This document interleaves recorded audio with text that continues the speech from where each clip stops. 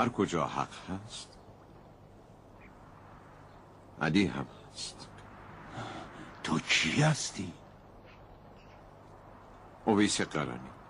این صحنه‌ای از سریال ستاره سهیل است، روایت تلویزیون ایران از زندگی اویس قرنی. چقدر طول کشیدین راه یمن؟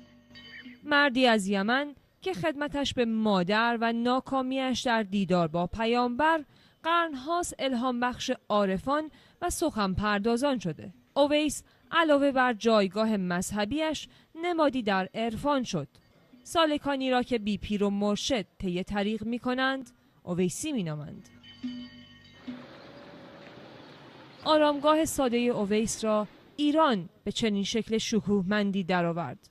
از بد حادثه اما شهری که این آرامگاه در آن است پایتخت افراطی ترین سنی ها شده.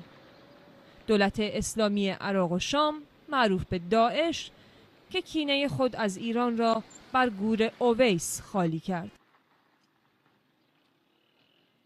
حالان که اویس نزد اهل سنت هم جایگاه والایی دارد و سید تابعینش مینامند.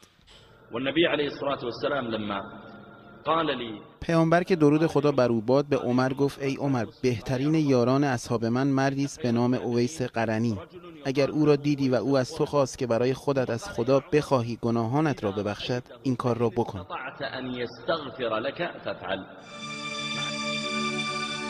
اویس در جنگ صفین میان علی و معاویه کشته شد. از خویشتن گذشتم.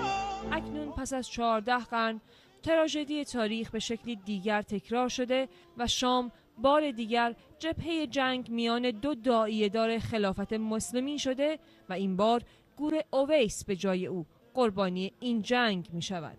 صد روز در صدای نفیسه کوهنورد، BBC بیروت.